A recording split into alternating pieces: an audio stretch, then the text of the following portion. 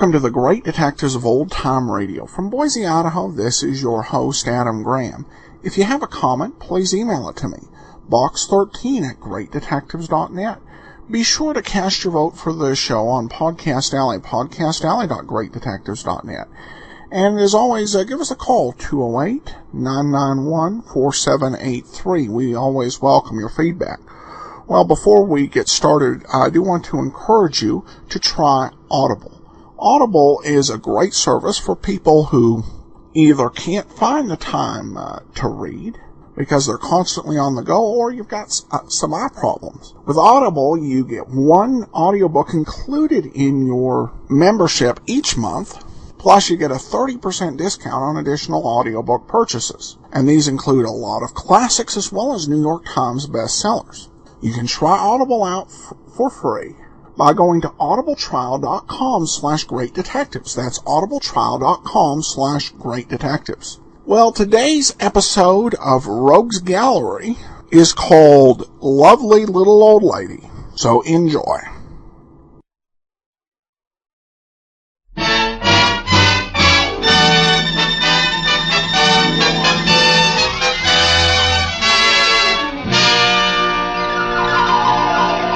The F.W. Fitch Company presents Dick Powell as Private Detective Richard Rogue in Rogues Gallery.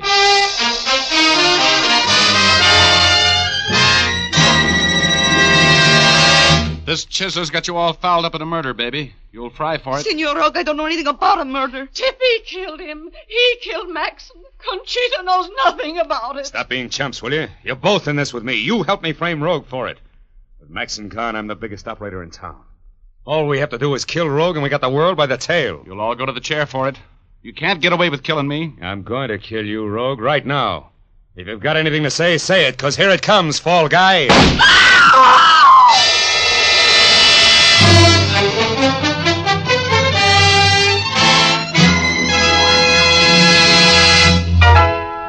Rogue speaking.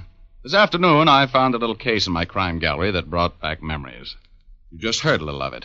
Enough to know that I was framed for murder. I call the story Little Old Lady, and I'll tell you all about it in just a minute. But first, here's Jim Doyle, who's going to tell you men how to get a fast, clean shave without having to scrape and slave. You bet I am, Dick. Men, the simple, sure way to a comfortable shave is Fitch's No Brush Shaving Cream. The instant you apply this grand cream to your face, the three important shaving ingredients contained in it go to work. They smooth down the flaky top layer of skin and soften up the beard. This makes it easy for your razor to cut whiskers close and clean without nicking or scraping. Among the important ingredients in Fitch's No Brush is a special skin conditioner. This conditioner gently lubricates your skin, protecting it from irritation and burning. After your shave, it gives your skin a cool, refreshed feeling that will linger for hours. For those who prefer a lather cream, there's Fitch's Brush Cream. It gives a swell, hurry-up lather that stays moist and washes off quickly and easily. It, too, contains the special skin conditioner for sensitive skin. Ask for either Fitch's Brush or No Brush Shaving Cream. But for a solid comfort shave, be sure it's Fitch, spelled F-I-T-C-H. Thank you, Jim. And now I'd like to go on with my story. Okay, here's Dick Powell as Private Detective Richard Rogue in another personally conducted tour through Rogues Gallery.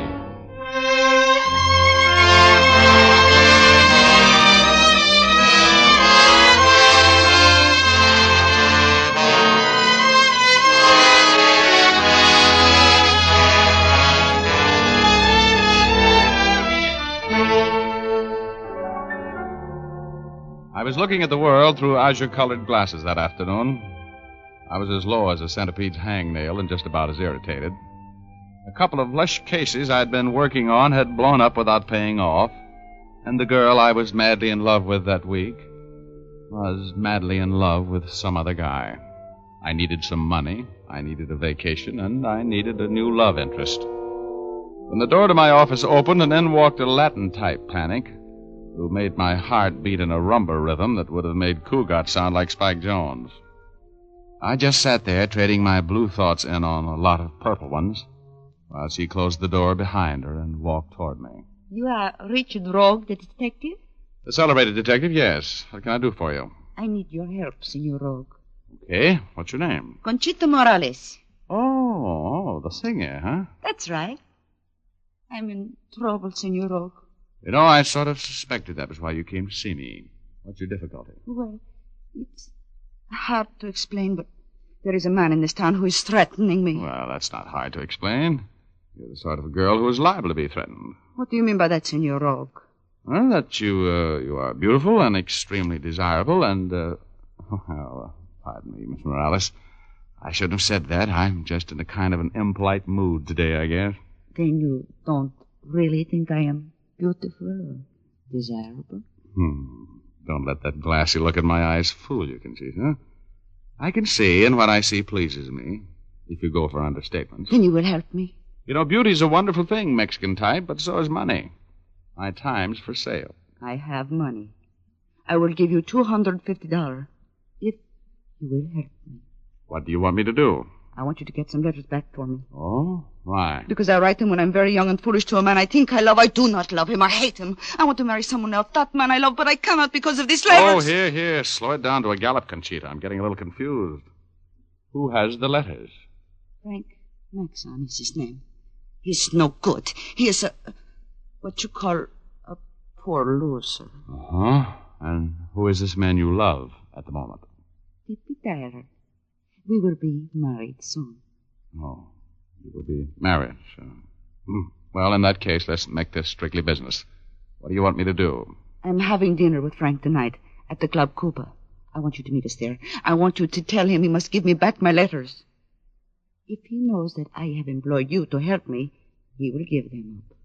He is without courage. Don't see how I ever think I was in love with him. Frank is considered quite a ladies' man, or was, before you went up on that income tax rap a couple of years ago. Yeah, I understand the boys in his mob are giving him a little trouble since he got out. Where's that $250 you mentioned a while ago? It is here. Just a moment. That's a retainer. If the case gets tough, it's going to cost you plenty more, Conchita. You know that? I do not care. I must have these letters. Here is $250. Thank you. And now, what time do I meet you at the Club Cuba? Be there at 9. And I'm warning you, Mr. Rogue. Come prepared for trouble.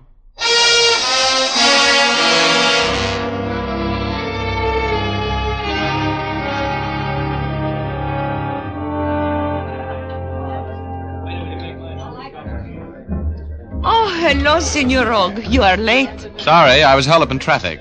Oh, hello, Frank. Well, what are you doing here, Rogue? Conchita invited me. Sit down, please. Thank you. What is this, a surprise party on me, Conchita? Mr. Rogue is working for me, Frank. Yep. I came down to help Conchita recover some letters from you. How about it? Nice of you to be interested, Rogue, but Conchita and I can take care of our own affairs without any outside assistance. Goodbye, Rogue. No, I like it here. Where are the letters, Frank? You bore me, Mr. Rogue. I wish you'd leave. Make him give them to you, Richard Rogue. I want those letters, Frank. You ever hear of blackmail? I'm not blackmailing anybody. Those letters are mine. They came to me through the mail. If I want to keep them, I will. But you're threatening me with them. That is illegal, isn't it, Mr. Rogue? Sure. It's especially illegal for a guy who's out on parole. Who's going to call the cops in on this deal? You, Conchita? Mr. Rogue will handle it for me. Look, sweetheart, it's no go. See? You and I'll just have to work this out our own way. Hit him, Mr. Rogue. Kill him. No. Now, there are ways of handling petty larceny pasties like Frank that you never heard of, Conchita. Look, Frank, you know you've got 2 strikes against you. Are you going to play ball with me? Conchita's mine, and she's going to stay that way, Rogue. She's not getting away from me with your help or any other way. Well, I've asked you 2 or 3 times to get out of here, Rogue. Are you leaving? No. I'm sorry about this. I always liked you, Rogue. Oh, Smitty. Yes, Mr. Maxon? Will you ask the boys to throw Mr. Rogue out, please? If your thugs lay a hand on me, I'll break your neck, Maxon. We'll see. Throw him out, boys.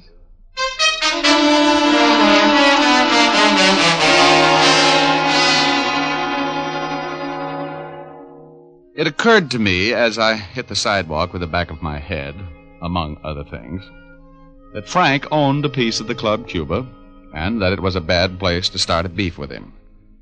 I got up piece by piece, counted my arms and legs, and waited a while for Conchita to come out. She didn't. So I felt in my pocket for that $2.50. It was there. I went home. The next morning, I went to the office and tried all forenoon to get in touch with my Latin-type client at her swank apartment hotel. The Mayflower couldn't locate her. I had a late lunch, and when I got back to the office about 3, there was a little old lady waiting there for me. A lovely little old lady with rosy cheeks and twinkling eyes with a lot of laugh crinkles in the corners of them. Mr. Rogue? That's right. You waiting to see me? Oh, yes, I was. I've been waiting for quite a while, Mr. Rogue. I just had to see you. Oh, have a chair. Don't tell me you're in trouble. No. Oh, yes, Mr. Rogue, I am. I'm in trouble because my son is... Oh? Tell me about it. Well, there isn't really very much to tell, Mr. Rogue. I know so little about what Norman has been doing. He's always been a little wild, but a few weeks ago he quit his job. And he's had much more money than he ever had before. I know that he's been doing something wrong, Mr. Rogue. Well, now, Mrs. Stam. Mrs. Stam, have you tried talking with him? And I haven't told you the worst yet, Mr. Rogue. No? Last night he came home for the first time in 10 days. Oh, I've just been worried to death about him, and when he came in last night, he was so pale, and I tried to talk with him, but he went right to his room. Yeah? He called me after a while, and I went in to see him, and, oh, Mr. Rogue, he had been shot through the shoulder. He was bleeding badly. Oh, I see. I asked him to let me call a doctor, and he wouldn't. I know that he'd been shot while he was breaking some law. I took care of him as well as I could, and I think he's going to be all right. I want you to come and talk with Norman tonight, Mr. Rogue. Well, Mrs. Stam, I'm working on another case right now. If you just come out and talk with him, you could advise him what to do. He won't pay any attention to me, and I have to get him straightened out, Mr. Rogue. I have a little money, and... Where do you live? In the southwest part of town, at 2673 Spring Lane. Would you come out with me and talk with Norman? I'll pay you for your time, Mr. Rogue. I'll go with you, Mrs. Stam. Oh, thank you. Oh, that's perfectly all right, but please don't plan on me performing any miracles.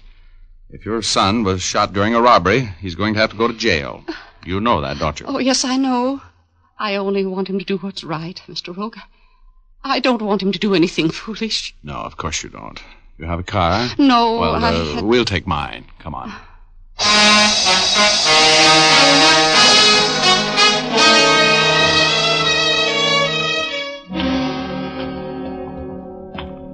Well, you certainly have plenty of privacy out here, Mrs. Stam. Yes, it's lonesome.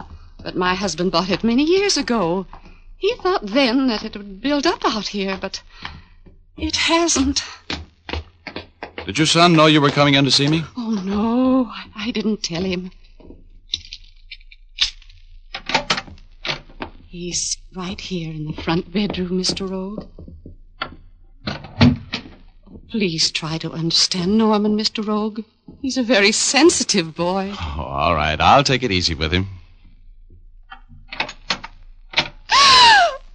He's gone!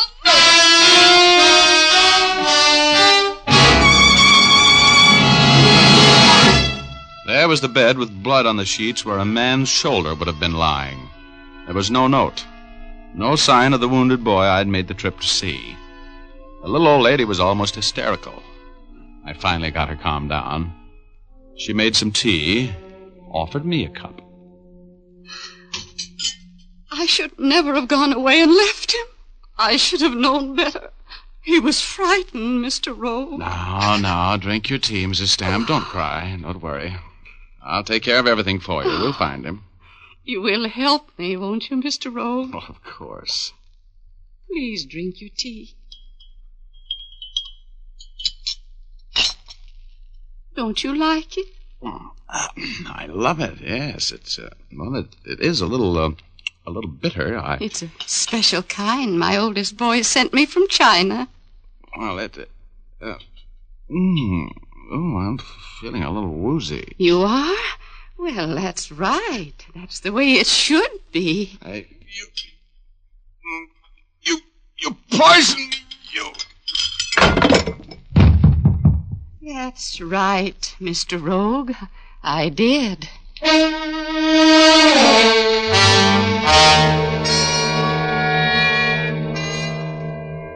My body dissolved before it hit the floor, and a warm breeze wafted me upwards, gently, like a spark out of a chimney. I was drowsy and happy when I hit cloud number 8. I was at peace with the world until I heard that nail-file laugh of my alter ego. Well, Rogie, that little old lady kind of put you away, didn't she? Oh, shut up. Let me sleep, midget. Don't you think you better get downstairs and see what's going on?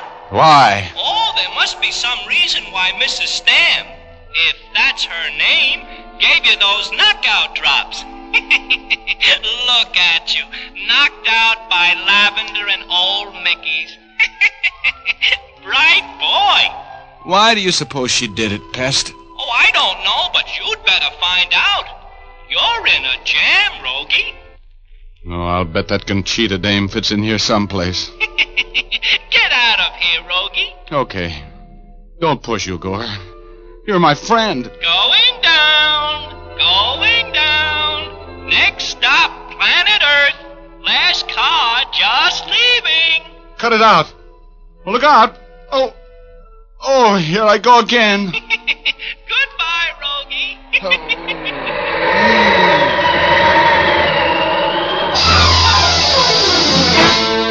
I came to in my car. My gun was gone. I looked for my money. It was still there. I looked at my watch. It was 9:30. I drove to my office, opened the door, and stopped dead in my tracks. There was a dead man lying there in the middle of the floor. He'd been shot at close range through the head. My gun was lying a foot from the body. The gun that had been stolen from me while I was knocked out. I closed the door and leaned up against the wall to think. I was still leaning there when the door opened. Hello, Rogue. Who's your friend? Hello, Lieutenant Urban. What are you doing here? I got a call telling me you just killed a man. Yeah? Well, that's Frank Maxon, that defunct character there. Your gun? Yeah. Looks to me like we're going to have to hold you, Rogue. For murder.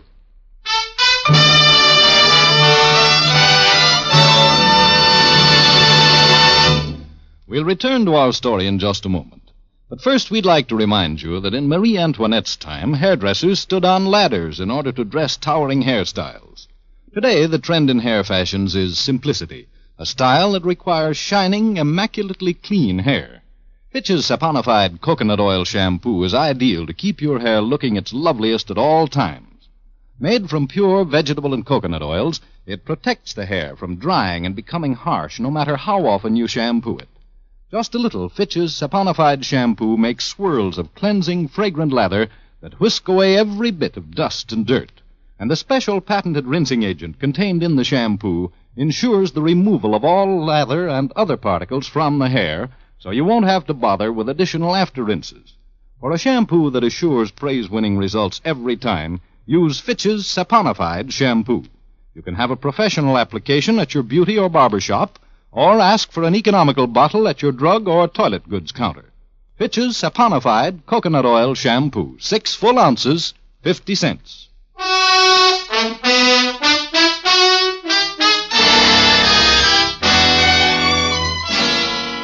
Now back to Rogue's Gallery. Dick Powell, as Richard Rogue, is telling our story.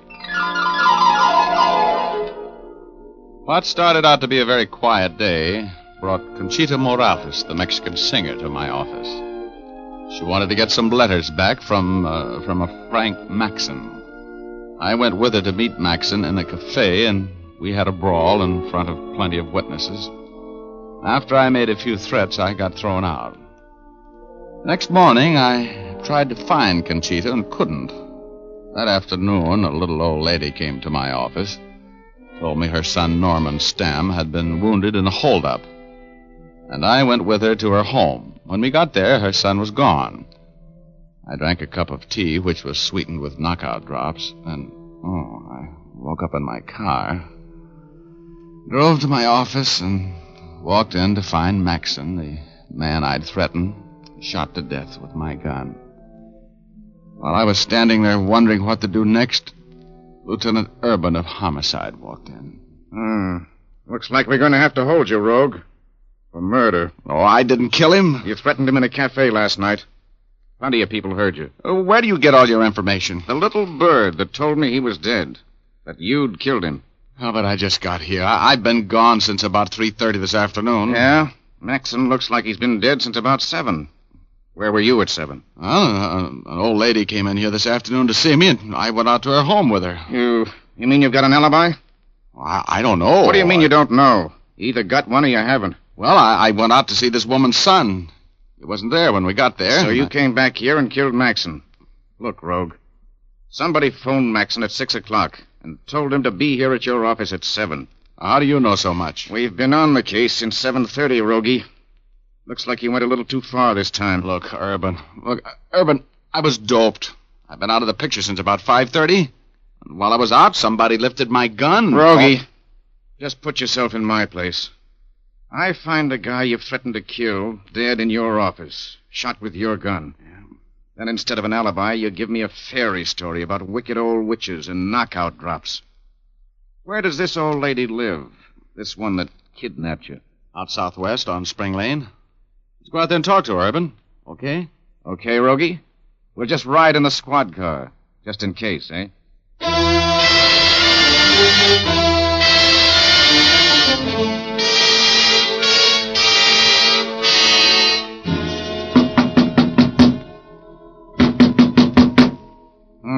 No lights on. There's nobody home. Think we'll go in, Rogie. As long as you say there's a wounded man in here, I don't have to have a warrant. Try the door. Oh, well, it's unlocked. Come on. Turn on the lights. No, they don't go on. You got your flashlight? Yeah. Look, Rogie. The furniture's all covered. There's nobody living in this house. Urban, come over this way. Let's look in this bedroom. Are you sure you're all right, Rogie? Sure. Come on, over here. Well, there's not even any furniture in this room. That's right. But there was a bed with blood-stained sheets. I'm sorry, Rogie. They seem to have disappeared with the old lady and your alibi. This house hasn't been lived in for months. Why'd you kill him, Rogie?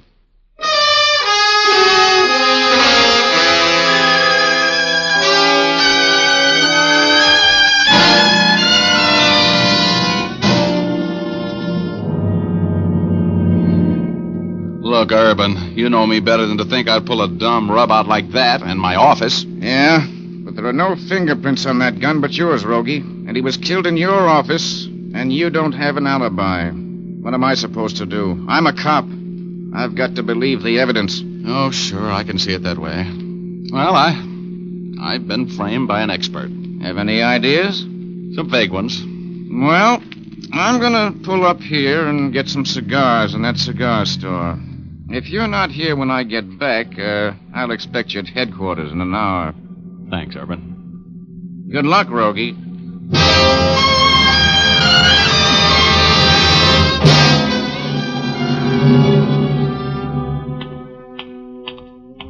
Oh, hello, Murphy. How's my favorite house detective? Oh, hello, Rogue. What are you doing here at the Mayflower, huh? I want to talk with one of your guests, Flatfoot. Do you owe me any favors? Maybe. What do you want me to do? Give me the pass key to Conchita Morales' apartment. You want me walking the streets? Now, just give me the pass key. And if you hear any shooting, come up. What's the deal, Rogue? A little murder. Is she in? Do you know? Oh, Conchita isn't in. The old lady's up there, though. The old lady? Look, Murphy, what old lady? I'm looking for an old lady. Huh? Oh, you mean Conchita's mother? Yeah, she's... Conchita's mother? Hey, a little old lady about this high? Eyes with lots of laughs in them? Yeah. White hair, plump? That Conchita's mother? Sure it is. Her name's Shay. So's Conchita's. Huh? Her real name's Ellen Shea. Uh-huh. She's no Mexican dame. No kidding. Hey, give me your rod and a pass key.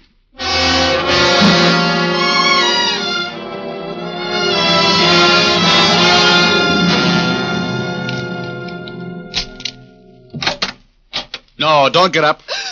Please, Mrs. Shea. Just keep your seat. Oh, Mr. Rogue. Yeah, surprised to see me? Yes, I am. A little. I can understand that, Mrs. Shea. You figured me for a murder rap, didn't you? Please don't point that gun at me. For some reason or the other, Mrs. Shea, I don't trust you. Oh. Where's Conchita, or whatever your daughter's name is, that Latin from Manhattan, that phony Mexican... I won't have you talking that way about my daughter. What do you expect me to call her? After the two of you framed me for murder. Murder? Who said that before? What do you mean? Are you going to drop that act? Murder, I said. And murder's what you framed me for. Now, sit down. Where's Conchita? I'm expecting her any moment. Drop that gun, Rogue. Oh, Tippy, where have you been? I've been waiting for you to come in. He keeps talking about a murder. I said drop that gun, Rogue. And why should I drop the gun? Because if you don't, I'm going to pull the trigger on this one. And it's resting at the back of your neck. Come on, drop it. Oh, well. Where did you come from? I was in the kitchen mixing myself a drink, fortunately. Tippy Tyler, huh? I suppose you're the man Conchita's in love with at the moment. That's right. They're going to be married, Mr. Rogue. In the death house, I hope. It's wishful thinking, Rogue. The two of you killed Frank Maxon, didn't you? Killed him? Killed Mr. Maxon? Oh. No, Rogue. You did, according to the cops and all the evidence. You were Frank's right-hand man before he went up, weren't you, Tippy? Mm-hmm. You kind of took over while he was gone. Go on, talk, Rogue. I'm just figuring out what I'm going to do with you. Oh, Conchita. Hello, Mama. What are you doing here, Senor Rogue? He's making things difficult, Angel. I just dropped in for a little chat about a house out on Spring Lane and a wounded man who wasn't there and a murdered man in my office. That's all. It was a very nice job of framing me, Conchita, Ellen Shea. And you can drop that broken-down accent. Okay, Mr. Rogue, smart guy.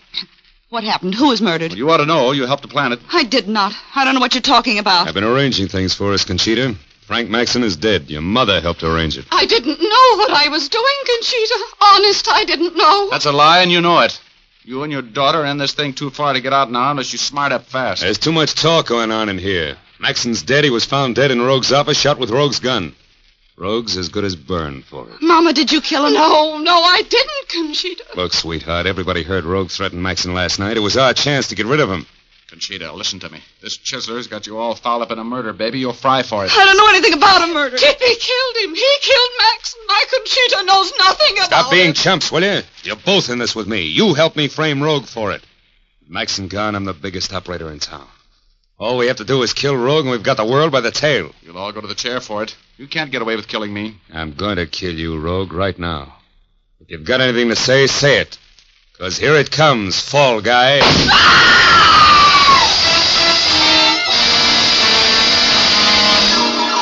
The little old lady picked up my gun and let Tippy have it right between the eyes. He never knew what hit him. The house dick came charging in, and she told him the whole story. Tippy owned that house she took me to.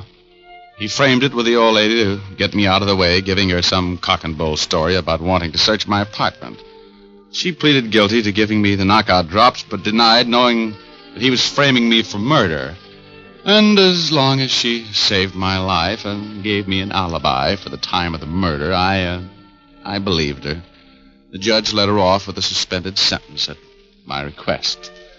Conchita was very grateful to me. And when Conchita, she was grateful, oh, the angels she sing. Oh, brother.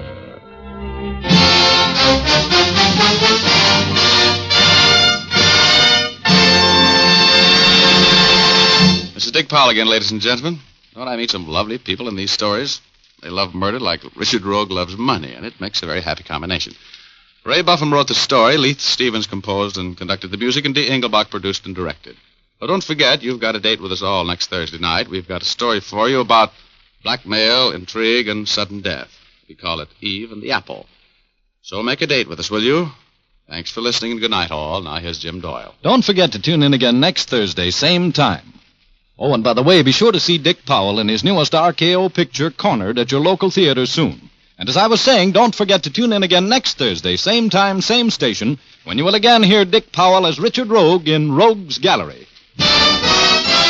Remember, if dandruff is your problem, ask for Fitch's Dandruff Remover Shampoo. Removes dandruff the first time it is used. Fitch's Dandruff Remover Shampoo is the only shampoo whose guarantee to remove dandruff is backed by one of the world's largest insurance companies. This statement can be made by no other shampoo. Ask for Fitch's Dandruff Remover Shampoo at your drug or toilet's good counter, barber, or beauty shop. Fitch is spelled F-I-T-C-H.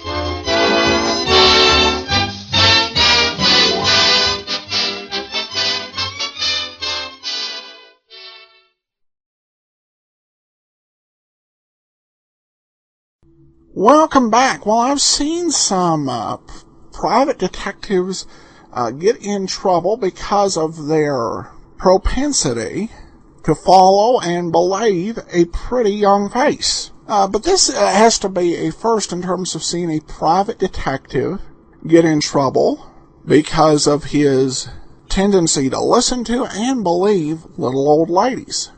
This is nice, too, because this, of course, is consistent with what we've heard going all the way back to Blondes Prefer Gentlemen, the first of the Rogues Gallery shows we aired. And Gerald Moore is practically becoming a regular guest villain. Of course, for those of you who are big old-time radio fans, you recognize Gerald Moore as Philip Marlowe. He was in the episode we played last week, House of Fear. But I should note that there was actually another episode in between House of Fear and Lovely Little Old Lady. It was an episode called The Last Race. So maybe he wasn't in that one. But in this case, Gerald Moore, I guess we'll continue to see him regularly as a villain on this series. Well, we'll see if he's on next week on Rogues Gallery. Join us then. And then tomorrow, of course, let George do it. But actually, I got one comment on the Great Detectives page. Dan says, do you play Green Lantern radio anywhere? Well, wait in line to see the Green Lantern with the latest tech of Extreme Digital 3D. Maybe you want to compare with the old tech of radio. Well, thanks so much for the question, Dan. The Green Lantern was not a radio show. The Green Hornet was, as was the Blue Beetle. But unfortunately, no, I would love to hear a Green Lantern radio show myself. Good question, though, Dan. Well, that'll do it for now. Comments to box13 at greatdetectives.net. Follow us on Twitter at Radio Detectives. But from Boise, Idaho, this is your host, Adam Graham, signing off.